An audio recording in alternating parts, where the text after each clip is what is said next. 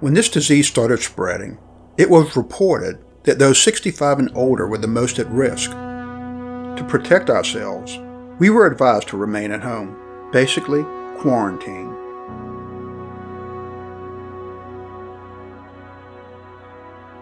Being retired, we were already living off of our pensions and savings, so our main concern was access to the items necessary to satisfy our physiological needs: safety, security, food, and medicine.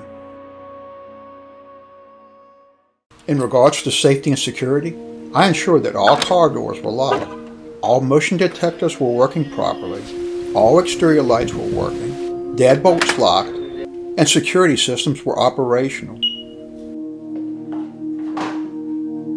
I'm not a prepper, but I do believe some will resort to criminal activity if this lockdown continues too long.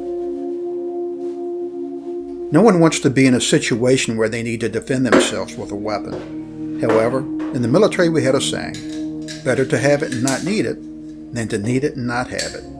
If the time ever comes when you need it, the last thing you want is a malfunction. Therefore, I took the time to clean all of our weapons to ensure that they operated and functioned properly.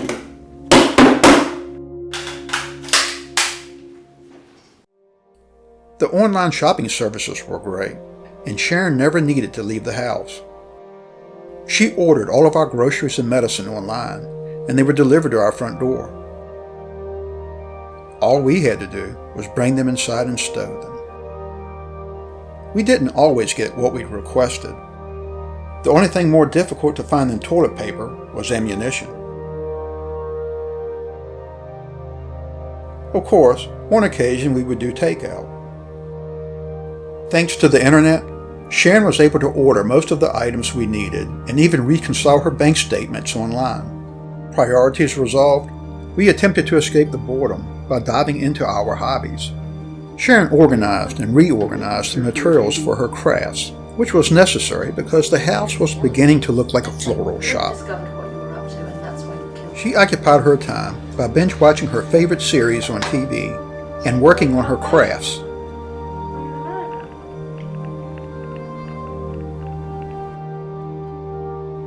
As for myself, well, I had plenty of time to perform maintenance on our vehicles.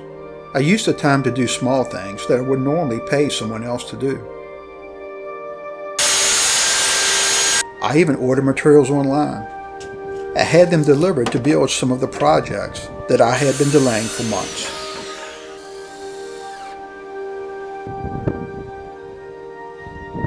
Some chores really weren't chores.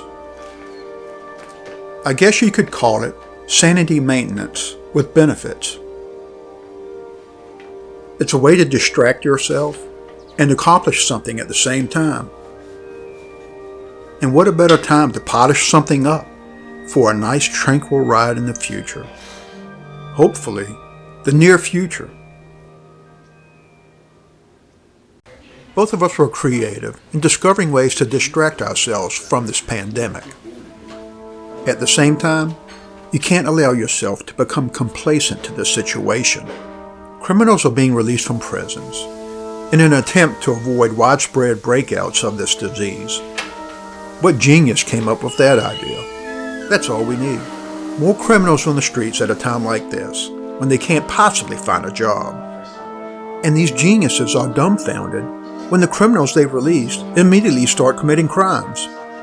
It's times like this that requires you to take that extra caution. If a motion detector is triggered, by all means check it out, but do so with protection. I haven't felt the need to carry a weapon everywhere since my deployments to Iraq and Afghanistan. Now, it's never more than one step away, kind of like that credit card commercial. Never leave home without it.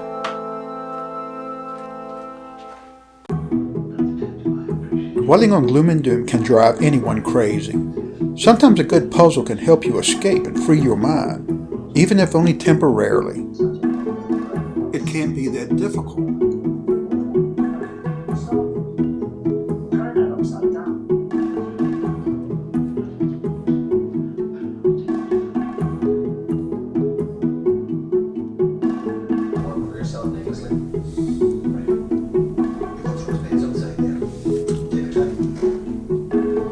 aren't you special?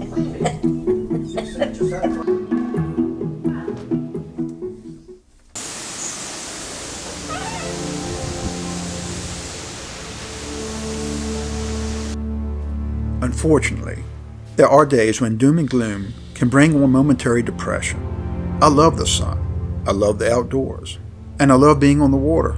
Days like this seem to zap all the energy right out of me. When it's raining, your activities are basically limited to doing house chores, watching TV, or reading a book. I thought we were gonna be like a normal couple. Really? Murphy? I want you to come in. You should have told me. It's fine. We told you you were safe. So. Uncle. Not gonna watch that. Jaws. Jaws. Jaws. Jaws. No, I'm gonna flip a coin.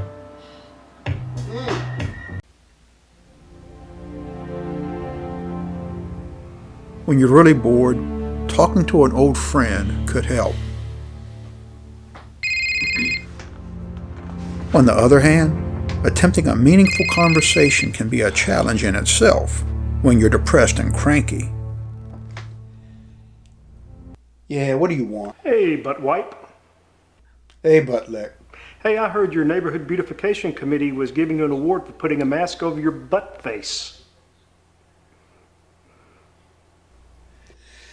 I heard you and your wife went for a walk without mask, and she got a fine for walking her dog without a muzzle. Well, I heard that they're standing you up in front of toilet paper displays to scare away crowds. I heard you don't have any toilet paper because you've been using it to wipe your butt face. Well, I heard that when people see a face like yours, they try to flush it. I hear you've been walking around without a mask, scaring all the crap back into people. Well, I heard you're actually trying to help with the epidemic. When people see your ugly face, they have a strong desire to be alone. I hear that you're helping the state police, standing on the state line with no mask, stopping all the traffic and scaring everyone away. Well, I heard that the ugly police are locking your doors from the outside. Why'd you call me Buttlick? What do you want?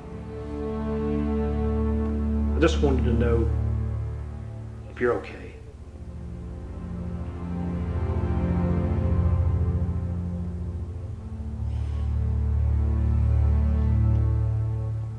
Look, I gotta sanitize my ear. Later, dipwad. Well, don't butt face dial me again. You call me.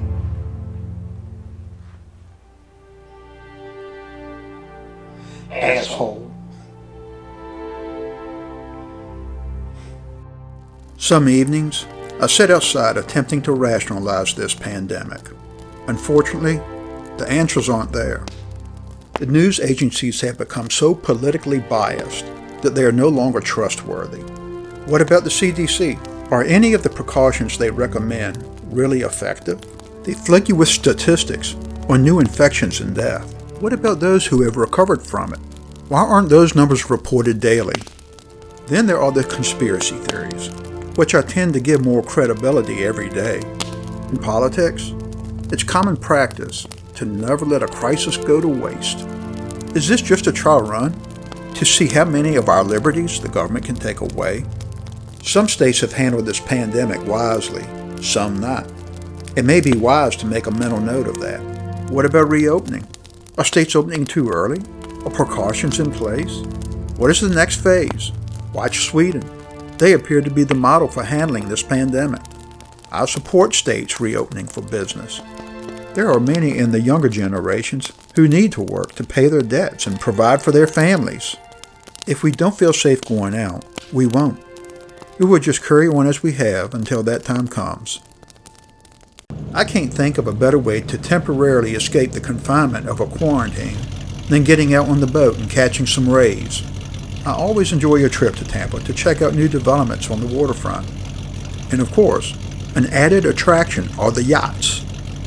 With today's technology and engineering, they're no longer just functional yachts. They're floating pieces of art.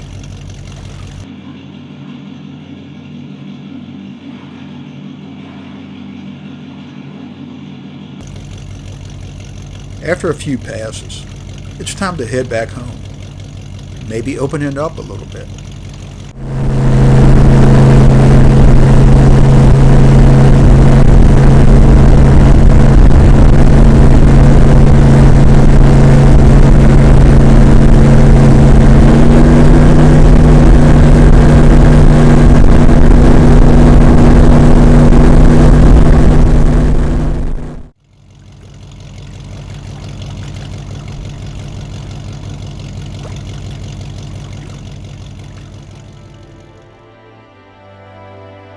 When I'm out in the water, I always hate to see the day end, but today is exactly what the doctor ordered.